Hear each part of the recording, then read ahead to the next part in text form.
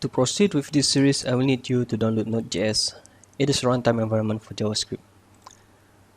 Kindly head over to nodejs.org website and download the long-term support that you can get. As of this video, it is 12.16.3.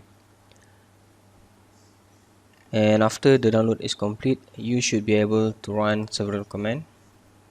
For Windows, I will use Windows R and I type in command cmd. I press OK and it will open up my terminal. To know that the installation has been complete, I will type in node-v to know my current node version, and also together with the node installation they will install for you npm. So this is a package manager for your Node.js project. So I will type in npm-v as well, and it should prompt me my latest version that I have right now. If somehow you are not able to see this value here, I suggest that after the installation you restart the system, especially for Windows. After that, for our development environment, we will be using Visual Studio Code. So throughout this video series, I will be using this IDE, but if you have any IDE that you prefer, you can use that as well, as long as we can type in our code. That is enough already. And then, since this is a NestJS project or video series, we will need to install npm NestJS CLI.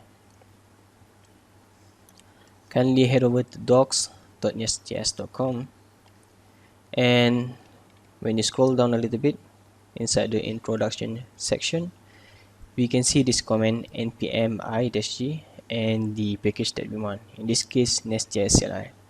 So I will just copy this one, head over to my terminal and paste it.